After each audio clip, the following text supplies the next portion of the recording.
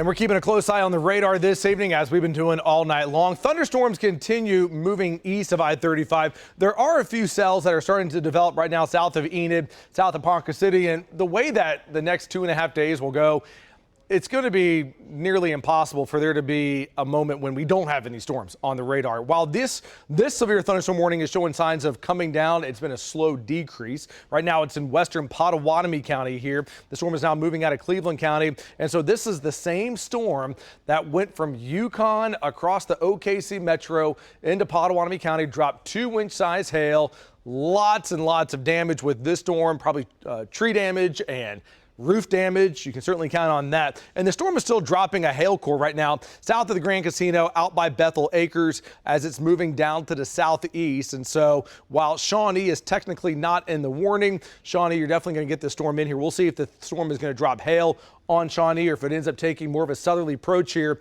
and runs closer towards Brooksville and Tecumseh. But the tornado risk with this system here remains extremely low as the storm continues to move to the east-southeast and is going to move into an environment where overall the dynamics are just not that great for severe weather. We're still going to get some storms that are going to pop up, and we are watching a few there out by Dover and then down in southern Oklahoma. But for the time being, western Oklahoma, you are quiet. But that may be different for tomorrow because the threat for severe weather will return here. So the risk is marginal for tomorrow afternoon from the metro out to Elk City, and then that's a slight risk down in Texas. And tomorrow's risk will come in with some of a tornado threat. It's not that high. It really hasn't ever been all that high, even with tonight's threat here. And tomorrow we have it at a 2 on a 1 to 10 scale from Cheyenne to Clinton, down to Hobart, and down in the southwestern Oklahoma. So those storms move to the east. We'll get a batch of storms that will develop around 1 a.m. down by Chickasha, Purcell, and Pauls Valley.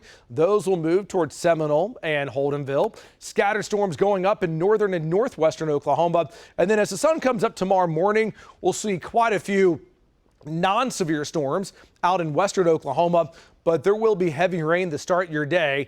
And look at all the rain as it begins to just take off here by 9 and 10 a.m. from El Reno, northern Oklahoma. Just batches of storms coming through here from Watonga to Fairview, Kingfisher to Guthrie, coming into the metro tomorrow evening here right when the PM commute begins. Lots of scattered storms here.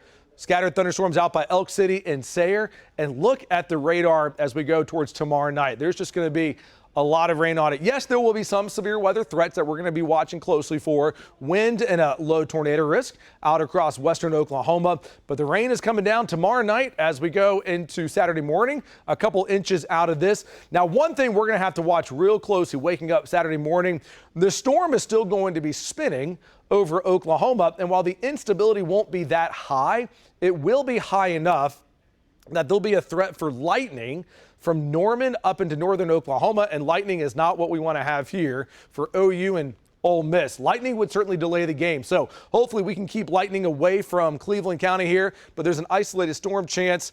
Temperatures are cool for this game, though.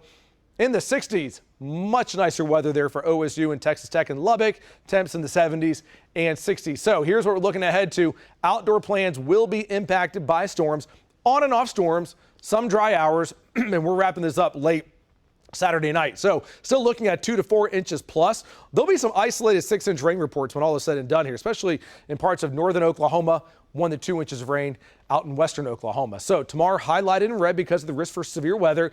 And then while there's not much of a severe weather threat on Saturday, given the outdoor activities that we have going on and the lightning, we are going to have to watch it for at least, there being an impact. And then once the rain moves out of here, we go to the next week. Next week is going to be cool, finally feeling like fall. Highs in the 60s, lows in the 30s and 40s with a chance for storms on Halloween. And you're up to date with the latest First Alert for